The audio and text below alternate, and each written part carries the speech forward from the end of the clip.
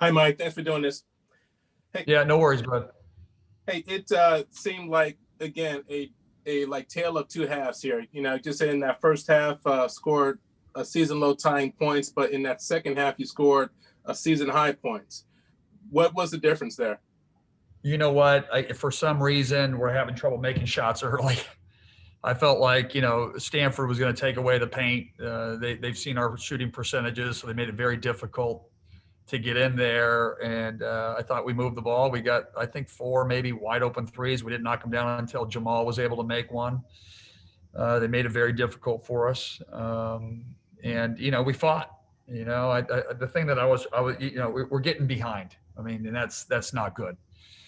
In the second half, I just felt like we fought. We played like with a courage and a confidence and a fight in us that was something that I haven't seen. And I was really proud of the guys, um, you know, and they just kept at it. And then every time we cut it to 11, they called a timeout. Then we just, we had a couple opportunities in transition that we missed. We have a couple opportunities to cut that into that lead, and we just couldn't get over the top. We couldn't get over the hump, but they fought. Yeah, and then obviously the star for your team tonight was Marcus and his career high 24 points. We've seen this from like guys throughout the season that would have a really nice game. It would seem like they would want some time. Did you see something tonight that this may not be just a blip and that he can really build off of this? Well, Marcus's thing about a week and a half ago, for me, it was just all about his work and stepping that up. And I thought he had some great practices, and he earned it, and that's why he played. And I thought he did a really good job as soon as he got in the flow of the game, and defensively he knows what we're doing. But it's what he earned in practice, and he got that opportunity, and I thought did a lot of really good things for our team today, and got in the lane, made some open threes, got us into our offense.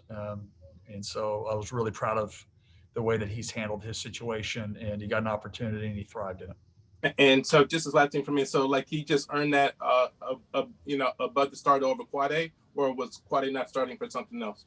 Well, that's within the program, but Marcus was a guy that, because of the practice and the way that he's playing, that he was either going to start or play, and it was all about earning it. And he had, like I said, gosh, 6, 7, 8 practices we've been watching. He's been shooting in and after practice, and it's all about his work and his mindset. And he got his opportunity and he thrived. All right, Hop. Thank you very much. Thank you, Percy. Thanks, Percy. We'll go next to Lauren Kirschman. Go ahead, Lauren. Hi, Hop. How are you? Hey, Lauren. How are you? Good. You talk about Marcus and his work ethic. I mean, we've seen him out after games, even getting work in, putting up shots. Just what does that say about him to come out after a game and just put in that work? Well, listen, this whole thing, the only way that we're going to get better is through having great practices, working exceptionally hard. That's what we challenge the team. And, Marcus has been one of those guys. You learn a lot about people's character when they go through a little, some adversity. And, he fought through it. He responded well. He got his opportunity when he didn't know what was going to happen. And he got it. And he earned a lot of minutes tonight and did a great job. When you look at the beginning of the game tonight, was it just a matter of shots not falling, or was there a difference in how you guys were kind of attacking things in the second? Well, I felt, to be honest with you, a little bit like Arizona. Like, they hit us in the face. They scored 10 points in the first 3.5 minutes or 4 minutes. And we looked like we were just stunned, and we moved the ball. We got some opportunities. We didn't connect, but it was, from the first 4 minutes of the game, they scored 10 points, and then it was 17-5 all the way late into the first. So, we just got to be better. We got to have better starts, and that goes back to both ends. It's not just offense. We broke down defensively with some breakdowns that from the scouting report, and how we were going to execute, how we were going to defend them, and it's got to be better at both ends. But they hit us in the face first, and we didn't respond the way we need to. All right, thank you. Thank you, Lauren. Chris Fetters. Go ahead, Chris. Hey, Hop. Was curious what was going on with Nate Pryor tonight? I just decided to get into a rotation. I told everybody else I was going to play 8 guys, try to play a rotation, get guys comfortable. I watched how practice was going and went with the certain guys that I felt were practicing really well. And, the combination. Marcus not only I wanted Marcus to play like a point guard who could get us into our offense, especially with Quade at the 2. And he brought a guy who could not only be a point guard, but he could score, and he's a good open shooter. And so, he knows our defense. So it just was his night. He played, nothing against Nate Pryor. It was just Marcus had a great week of practice, and he earned that minutes.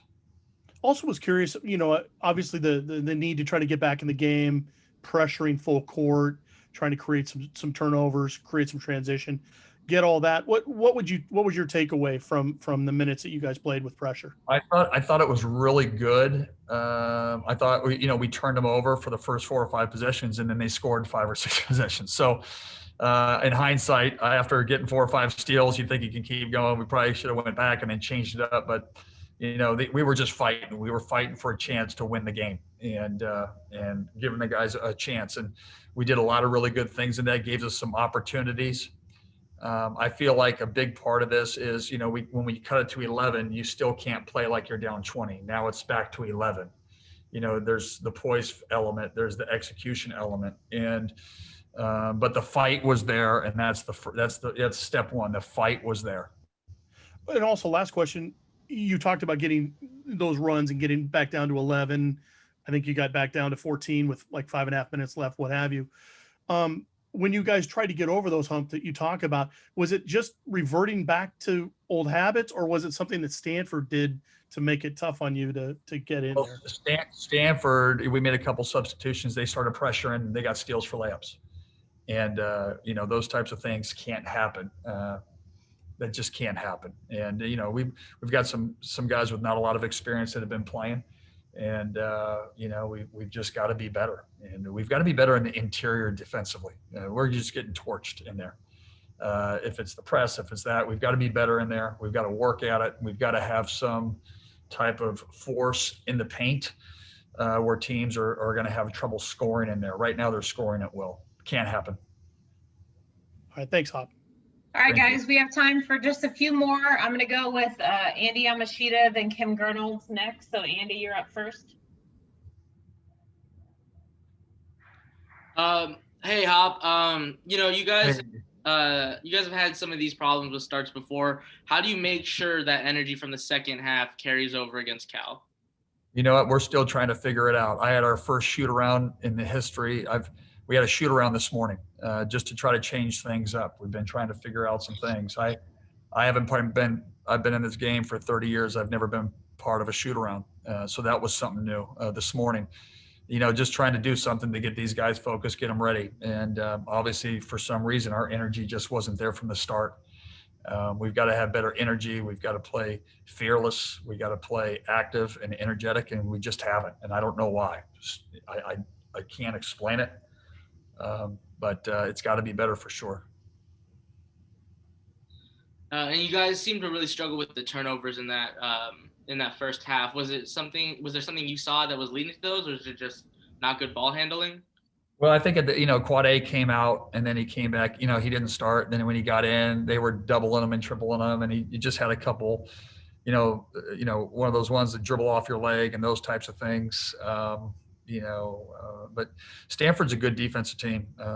They're big, they're long, they're athletic. They double teamed him. They tried to deny ball reverses to him, so they made it difficult for him. And a couple of those early turnovers, he just couldn't get in the flow. They kept him out of it. Awesome. Thanks, Hop. You're welcome. All right, Kim Grinolds, go ahead, Kim. Hey, Coach. Quade looked to get banged up a little bit and was limping. Is he okay? Yeah, his foot's been bothering him, so it's one of those things. But he's a warrior.